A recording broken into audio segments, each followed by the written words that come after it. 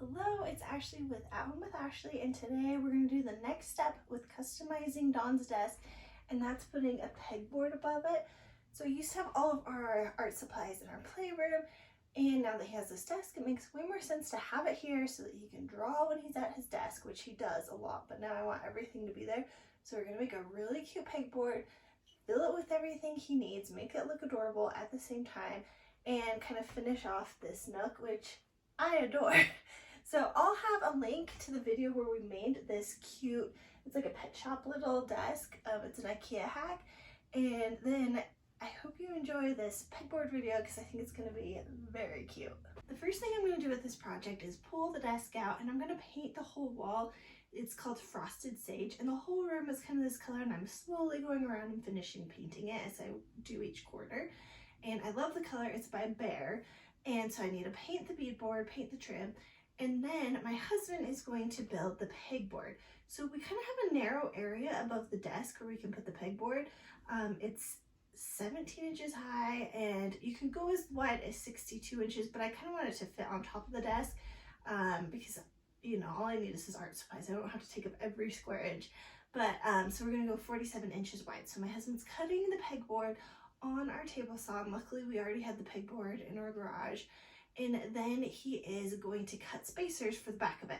So the back of a pegboard, what happens is you can't put the pegboard flush with the wall because you need some space so that your pegs can come in and out. So the spacers need to be cut so they fit all the way around the back of the pegboard, and then he's nailing those on with a nail gun. And then once the spacers are on, it's time to put on the trim. And I bought special trim from this. I got mine from Lowe's. It's called Cap Trim, and I'll put a link in the description because I had a hard time knowing what to buy, but this ended up being perfect. So we bought 2 pieces of it. This was the only thing we actually bought for building the pegboard, and that was like $32. So a little bit pricey just for that part. So my husband's cutting the edges, doing a miter corner, and then stapling each side on.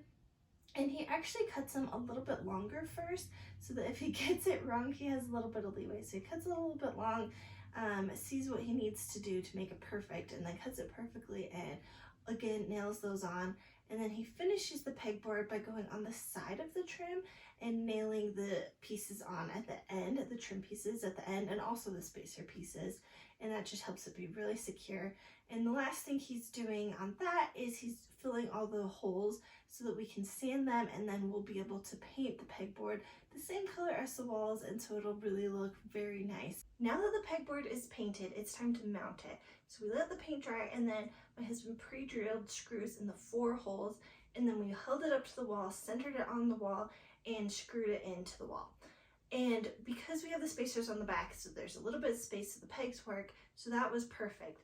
And then because I don't really like how just the screws look in the corner, I painted some little half-round balls, which I will also link, and then I just hot glued those over the screws. So it goes from looking like hardware and unfinished to an adorable addition.